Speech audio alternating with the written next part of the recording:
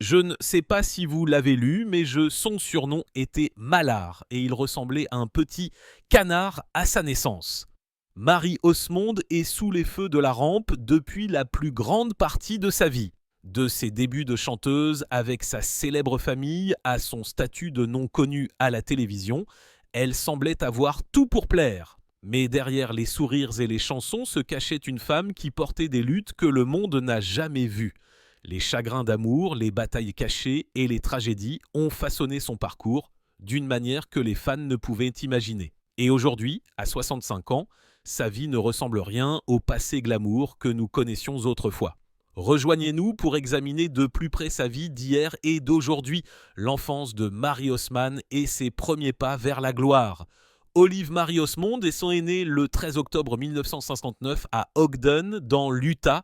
Elle était la huitième de 9 enfants et la seule fille de la grande famille Haussmann.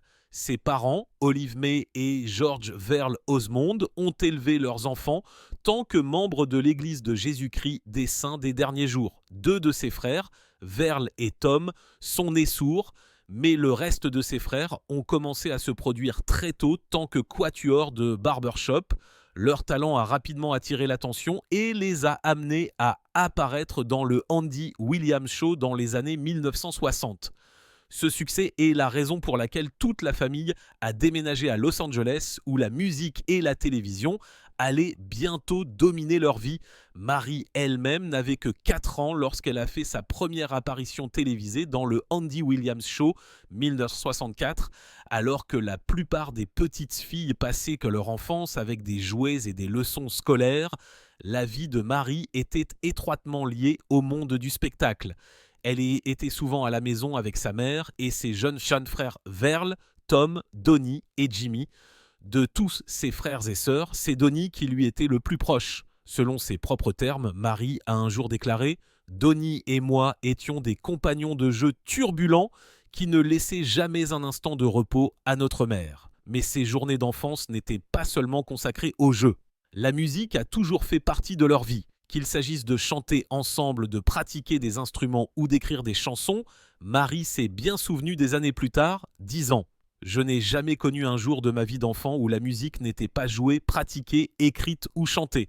L'enfance aurait dû être une période d'amusement insouciant. Mais le parcours de Marie a été bien différent. Sa vie a été façonnée par la pression de la scène. Elle a été poussée sous les projecteurs avant même la maternelle, alors que la plupart des enfants ne se souciaient que du travail scolaire ou des amis. Cette célébrité précoce l'a façonnée de manière à la fois positive et douloureuse, une enfance de travail et de pression. À seulement 3 ans, Marie a fait sa première apparition aux côtés d'Andy Williams lui-même. Elle a chanté et dansé avec lui sur scène, et alors que la plupart des enfants seraient nerveux, Marie n'avait guère le choix. C'était le début d'une carrière qui ne ralentirait jamais. Après le décès d'Andy Williams 2012, Marie s'est remémoré ce moment et l'a qualifié de lumière directrice dans sa vie. Elle l'a félicité non seulement pour l'avoir aidé à développer ses capacités de chant, mais aussi pour lui avoir donné certains de ses plus beaux souvenirs d'enfance. Mais derrière les lumières vives, la vie n'était pas aussi glamour qu'il n'y paraissait. Dans ses mémoires, Might as well laugh about it. Now, Marie a admis que ses parents s'étaient assurés que tous les enfants Haussmann avaient les meilleurs professeurs et chorégraphes que l'argent pouvait acheter. Chaque enfant devait apprendre un instrument et l'enseigner aux autres. Marie s'est vue attribuer le MIMA. Elle ne voulait pas jouer, mais cela n'avait pas d'importance. Son chemin a été choisi pour elle. Avec le recul, Marie a décrit la douleur d'avoir grandi dans un monde aussi exigeant. Et pendant que ses frères se produisaient tant que Haussmann et gagnaient notoriété, Marie était laissée à elle-même pour jongler avec la pression de trouver sa propre place dans la musique.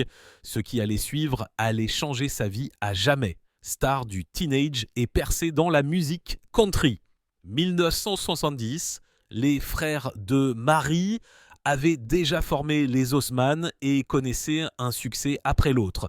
La famille a constaté ce succès et a estimé que Marie pouvait également avoir une carrière solo. Mais au lieu de suivre ses frères dans la pop, Marie a décidé de se commercialiser tant qu'artiste country. Elle a expliqué que la musique country était le seul genre à l'époque qui permettait aux femmes de concilier une carrière et une famille. Même tant que préadolescente, elle a enregistré une démo chantant Code of Many Colors de Dolly Parton. Don Ovenance de MGM Records a entendu la cassette et a été tellement impressionné qu'il l'a engagée dans la division Nashville du label. Marie n'avait que 14 ans lorsque sa vie a complètement changé. 1973, elle a sorti sa reprise de Paper Roses et la chanson s'est hissée à la première place du classement Billboard Hot Country Songs. Cela a fait d'elle la plus jeune artiste féminine à avoir jamais obtenu un single country numéro 1. D'autres succès ont suivi avec des singles tels que Meet Me in Montana, There's No Stopping Your Heart et You're Still New to Me, qui ont tous atteint le sommet des charts. Parallèlement à sa carrière solo, Marie s'est associée à Donny pour créer l'émission de variété Donny on Marie. L'émission a connu un grand succès et a été diffusée jusqu'en 1969, transformant le duo non connu.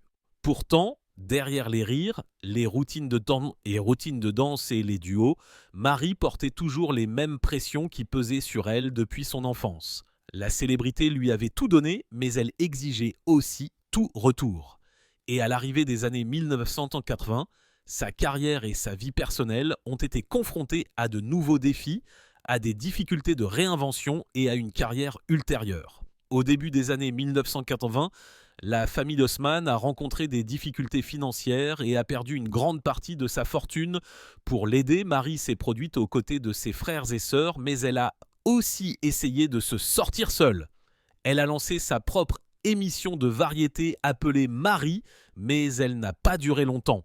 Elle est rapidement revenue à ses racines country, signant avec Capitol Records 1985. Cela a porté ses fruits. Elle a sorti l'album There's No Stopping Your Heart et a obtenu une nouvelle série de succès numéro 1.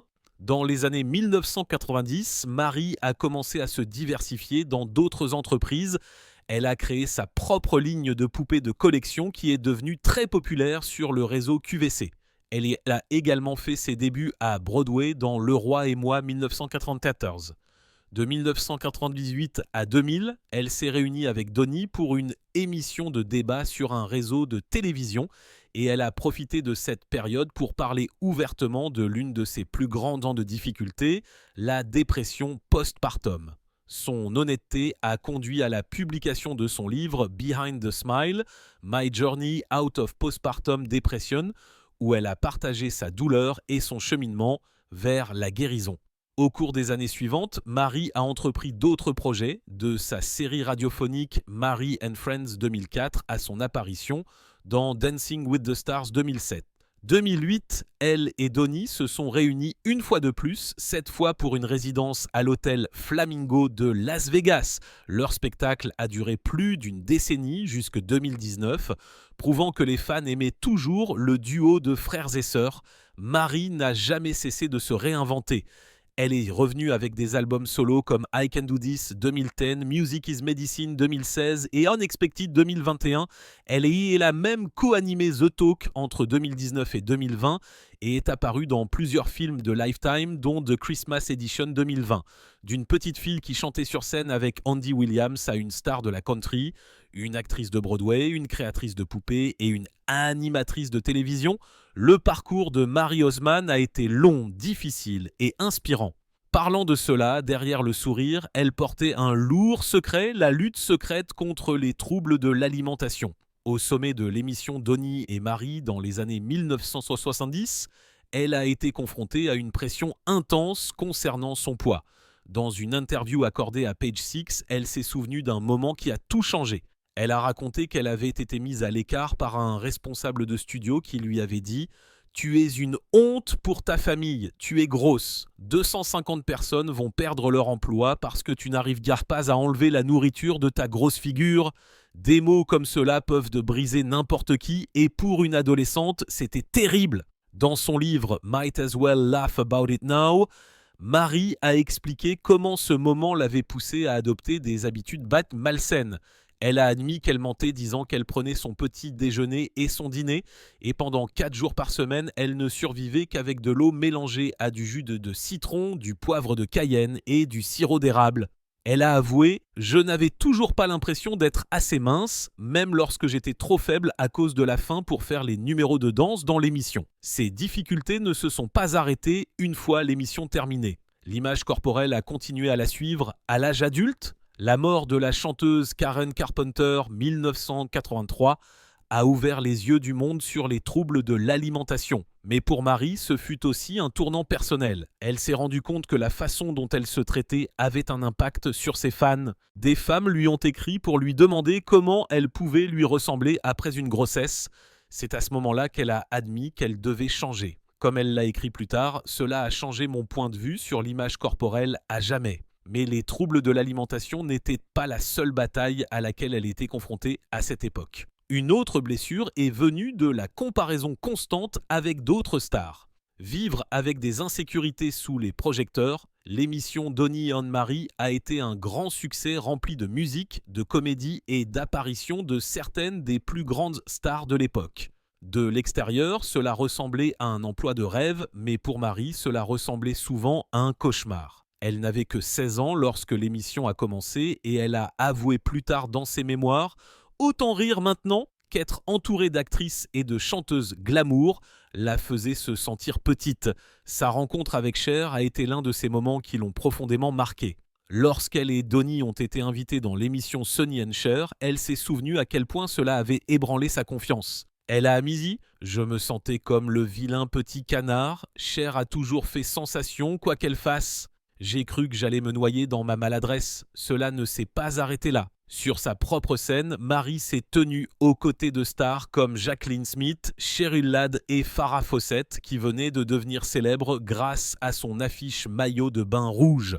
Elle a également partagé la scène avec Raquel Welch, une femme connue dans le monde entier pour sa beauté. Pour une adolescente, c'était accablant. Marie a expliqué « Être sur scène à côté de Raquel Welch et comparer mon apparence à la sienne a suffi à me faire sombrer dans une spirale de haine de moi-même. Il était assez difficile de quitter ma loge me sentant autre chose qu'une poseuse qui se déguise. Si le public voyait une star confiante à l'intérieur, elle luttait contre le doute d'elle-même chaque fois qu'elle montait sur scène.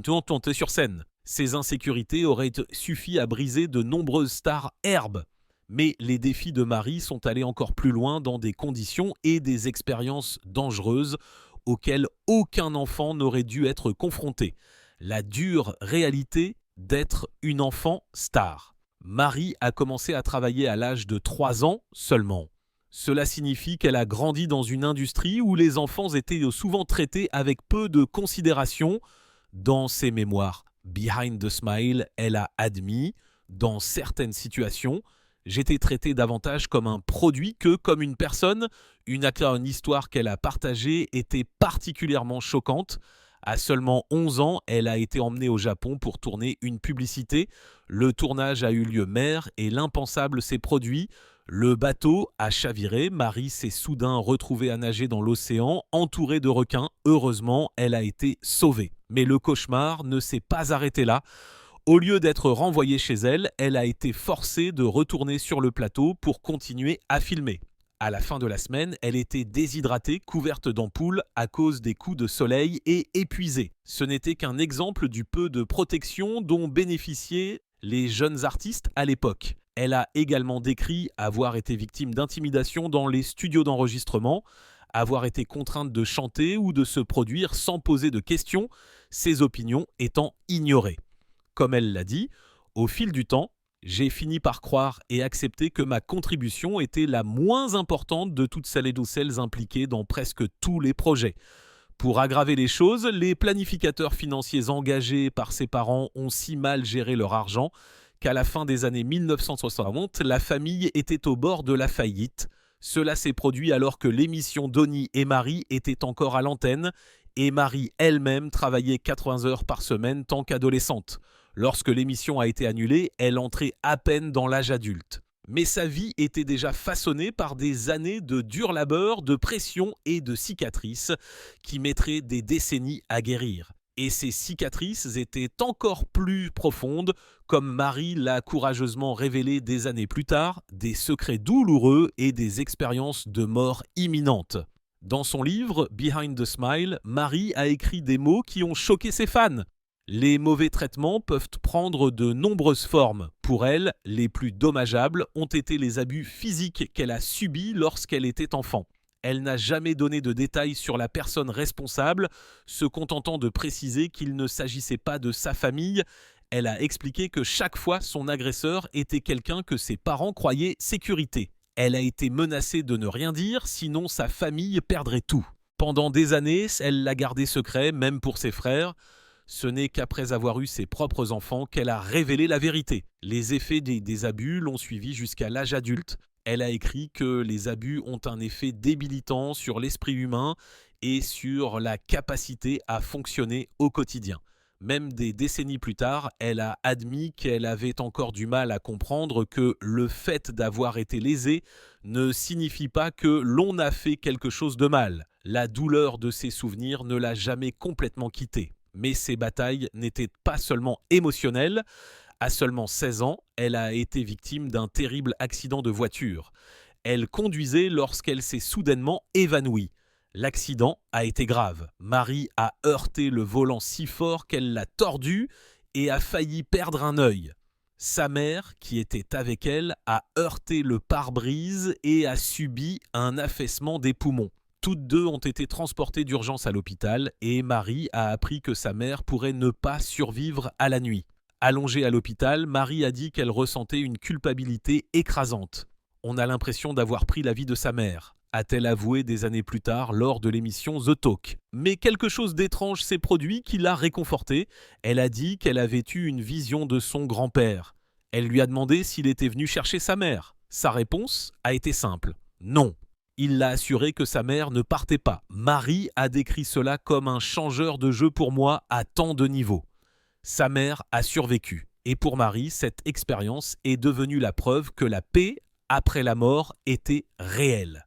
Des abus aux accidents, de la célébrité à la peur, la vie de Marie Haussmann n'a jamais été simple. Mais chaque histoire montre non seulement ses difficultés, mais aussi la force qu'elle a déployée au cours de ces dernières années. Amour, mariage et famille. La vie personnelle de Marie Haussmann a été remplie d'amour, de chagrin d'amour et de seconde chance. Mais 1979, elle s'est brièvement fiancée à Jeff Cratton, un étudiant art dramatique, mais les fiançailles n'ont duré que 2 mois. À peu près à la même époque, elle a fréquenté le chanteur Andy Gibb et plus tard, 1941, elle a brièvement fréquenté John Schneider. 1982, elle a épousé son premier mari, Stephen Lyle Craig, un joueur de basketball de l'université Brigham Young. Leur fils, Stephen James Craig, est né 1983, mais le mariage n'a pas duré. 1985, le couple a divorcé. Marie a écrit plus tard « Steve et moi avons fait plusieurs tentatives pour revenir arrière et faire fonctionner notre très jeune mariage, mais cela a échoué. J'étais surveillé de près dans les tabloïds et les paparazzis semblaient apparaître partout d'où j'allais. J'étais émotionnellement épuisé. » 1986, Marie a épousé le producteur de disques Brian Blossel. Elle a été attirée par son sens de l'humour pince sans rire après l'avoir rencontré lors d'une fête de famille. Ensemble, ils ont eu 7 enfants, 2 biologiques, Rachel et Matthew, et 5 adoptés, Jessica, Michael, Brandon, Brianna et Abigail. Mais après 21 ans, le mariage a pris fin 2007. Ils ont publié une déclaration commune disant que personne n'était faute, mais la vérité était plus profonde. Marie a admis plus tard qu'il était préférable pour ses enfants de voir leurs parents se séparer plutôt que de grandir dans une maison où 2 personnes étaient profondément malheureuses. Après son divorce, Marie a dit au monde qu'elle ne voulait plus jamais se marier, mais l'amour l'a trouvée d'une manière inattendue. Son fils a organisé une rencontre avec son premier mari, Steve Craig. Ils ont renoué, se sont fréquentés secrètement pendant 2 ans et ont finalement convolé secondes noces 2011. Au temple mormon de Las Vegas, Marie a remonté l'allée portant sa robe de leur mariage initial 1982. Plus tard, elle a déclaré au magazine People: « Ce qu'il y a avec un deuxième mariage, c'est que vous réalisez que les choses que vous pensiez si importantes ne le sont pas. J'aime être avec mon mari. C'est l'homme le plus doux que je connaisse. Il vit pour servir et écoute vraiment les besoins des gens. Mais alors même qu'elle retrouvait le bonheur dans l'amour, une tragédie a frappé sa famille d'une manière qu'aucune mère ne veut jamais affronter. Le chagrin d'amour et la perte d'un fils. 2010, le fils de Marie Haussmann, Michael, âgé d'à peine 18 ans, s'est suicidé. La nouvelle a choqué ses fans et a dévasté sa famille. Avec le temps, Marie s'est ouverte sur ce qui s'était passé. Lors de l'émission The Talk, elle a révélé qu'il avait été fortement intimidé jusqu'au moment où il s'est suicidé, raison de sa sobriété. J'ai les textos. Ils sont horribles. Elle a admis qu'elle n'avait jamais confronté les intimidateurs, mais qu'elle souhaitait qu'il y ait des conséquences à leur cruauté, mais le chagrin d'amour ne s'est pas arrêté là. Une semaine seulement après ses funérailles, Marie a fait le choix de retourner au travail. Beaucoup de gens l'ont attaqué pour cela, lui reprochant de ne pas prendre plus de temps pour se reposer. Elle est sortie si elle a expliqué qu'elle l'avait fait pour ses autres enfants. Elle voulait leur montrer que même dans les moments les plus sombres, la vie devait continuer. Des années boîtier plus tard, elle portait encore le poids de sa perte. Lors de l'émission CBS Sunday Morning, 9 ans après la mort de Michael, elle a avoué « Vous savez, je ne pense pas qu'on ait jamais fini. Je pense que Dieu vous donne des répités et puis tout d'un coup, ça vous frappe comme le jour où c'est arrivé. L'effet d'entraînement est si énorme, ce que vous laissez derrière vous. » Ces mots ont montré que le chagrin ne disparaît jamais vraiment. Il change de forme, mais il ne se va jamais. La vie de Marie était déjà remplie de difficultés, mais elle était sur le point de faire face à une autre bataille, une bataille qui l'affectait non seulement elle, mais aussi ses enfants, la lutte contre la dépression postpartum. 2001, Marie Haussmann a publié son livre « Behind the Smile », où elle parlait d'une douleur dont on parlait rarement à l'époque, la dépression postpartum. Dans ce livre, elle décrit des sentiments d'échec et de vide après avoir accouché. Elle a expliqué comment ses enfants vérifiaient son humeur avant même de lui parler, car sa tristesse faisait partie de la vie quotidienne. Elle a raconté comment un voisin l'avait accueillie avec des pâtisseries et elle lui avait répondu qu'elle voulait juste qu'on la laisse tranquille. La dépression était accablante. À un moment donné, elle a remis son bébé à sa nounou avec des chèques blancs et a dit qu'elle devait partir. Elle est montée dans sa voiture et a remonté la Pacific Coast Highway, écrivant plus tard « Il n'y a ni lumière, ni joie nulle part, moi, je suis complètement seule ». Elle a même admis qu'elle comprenait pourquoi quelqu'un se suiciderait, car les seules émotions qu'elle ressentait étaient négatives. Avec le recul, lors d'une interview 2023, elle a expliqué que son choix d'écrire le livre visait à briser le silence pour les femmes du monde entier. Mais alors même qu'elle parlait de sa dépression, elle a également été critiquée pour la façon dont elle aimait et soutenait sa propre fille, l'amour, l'acceptation et les réactions cruelles. 2013, Marie Haussmann s'est assise avec Diane Sawyer au cours de l'interview. Elle a parlé de sa fille Jessica qui avait révélé son homosexualité. Pour Marie, il n'a jamais été question d'amour. Elle a dit que cela lui brisait le cœur, non pas à cause de ce qu'était sa fille, mais parce qu'elle savait à quel point le monde pouvait être cruel. Marie s'est toujours exprimée ouvertement sur l'égalité du mariage. Elle a dit à Sawyer « Ma fille mérite tout ce qu'elle désire dans la vie. C'est une bonne fille. C'est un enfant merveilleux. Je ne pense pas que Dieu ait créé une fleur d'une seule couleur. Je pense qu'il a créé beaucoup. » Lors de l'émission The Talk, elle a également décrit la cruauté à laquelle elle a été confrontée après avoir assisté au mariage de sa fille. Son message était simple, il ne faut jamais faire honte à personne, surtout pour aimer son enfant. Malheureusement, tout le monde dans sa propre famille n'était pas d'accord. Son frère, Alan Haussmann, a condamné l'homosexualité comme un choix et a même organisé un événement dans l'Utah appelé Celebration of Marriage. Chaque enfant mérite un papa et une maman. Malgré les réactions négatives, Marie est restée ferme.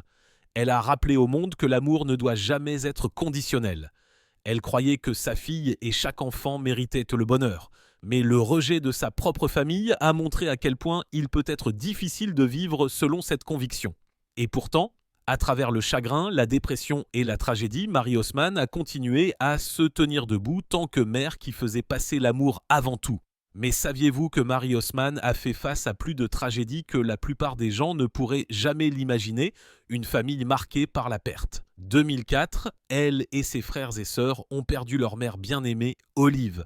Elle avait subi un accident vasculaire cérébral 2 ans plus tôt et des complications ont finalement mis fin à sa vie. À peine 3 ans plus tard, 2007, leur père George est également décédé à l'âge de 90 ans. Ces pertes ont été difficiles, mais malheureusement, elles n'ont pas mis fin au chagrin d'amour pour la famille Haussmann. 2014, la tragédie a frappé la famille du frère de Marie, Jay.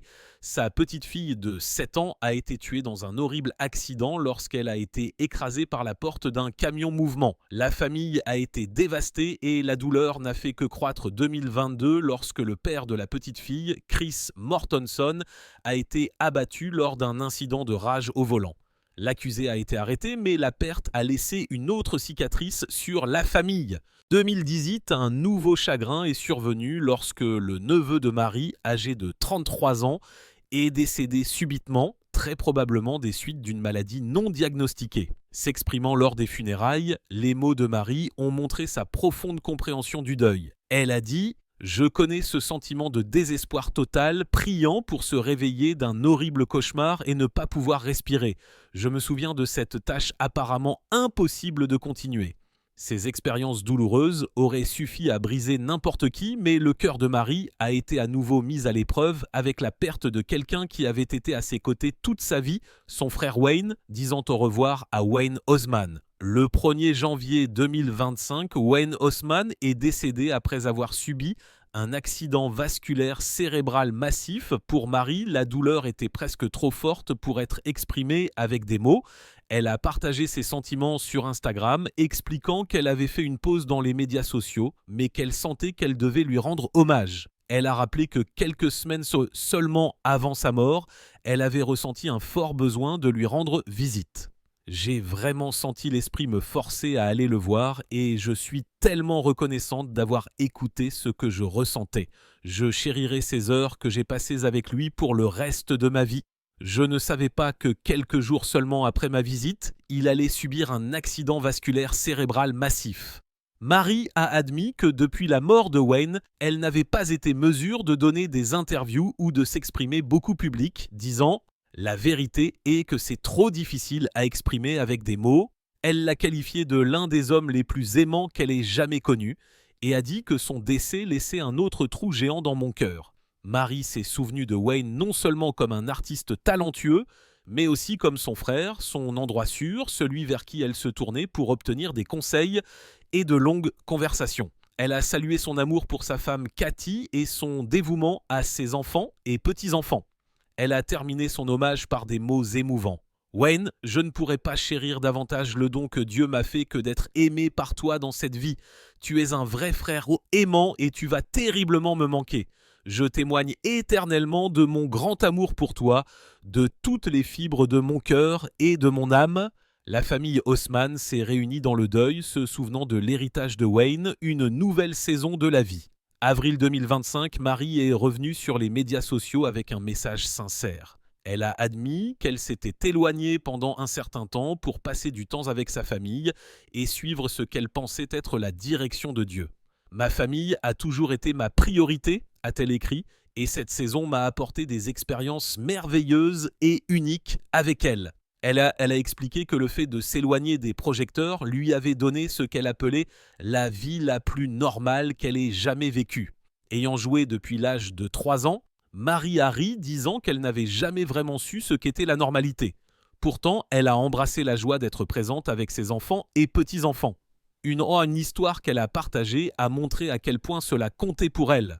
Lorsque sa fille l'a appelée Panique pour lui demander si elle pouvait aller chercher sa petite fille à l'école, Marie a dit oui sans hésitation. La réponse de sa fille l'a profondément touchée. « Maman, c'est tellement agréable de t'avoir ici et disponible.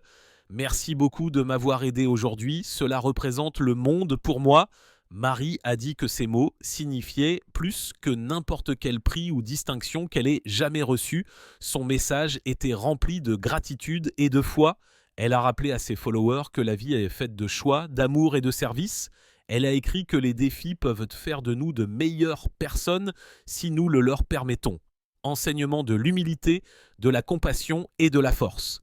Nous efforçant de l'écouter, nous grandissons chaque jour dans la foi et nous voyons comment l'amour inconditionnel de Dieu crée des miracles quotidiens pour nous, a-t-elle partagé. Elle a également parlé de son travail continu avec le Children's Miracle Network qu'elle a cofondé. Elle a célébré son 42e anniversaire et a rendu hommage à son cher ami Joe Lake, l'un des cofondateurs qui est décédé récemment. C'était un homme plein d'amour et de compassion pour les autres et il avait un cœur totalement dévoué au service, a-t-elle écrit. À travers son message, elle a rappelé à chacun que le service et l'amour sont les plus beaux cadeaux de la vie. Elle a conclu remerciant ses fans, les appelant sa famille et leur rappelant combien elle les aimait. Selon ses propres termes, « Honnêtement, vous m'avez tellement plus béni que je n'aurais jamais pu le faire pour vous, votre famille. N'oubliez jamais cela et combien je vous aime. » Quelle partie de l'histoire de Marie Haussmann vous a le plus surprise? Ses difficultés, les tragédies familiales ou la façon dont elle vit aujourd'hui? Partagez vos pensées dans les commentaires ci-dessous. Et n'oubliez pas de cliquer sur j'aime, de vous abonner et de rester à l'écoute pour d'autres histoires incroyables de l'histoire fascinante d'Hollywood. À la prochaine fois.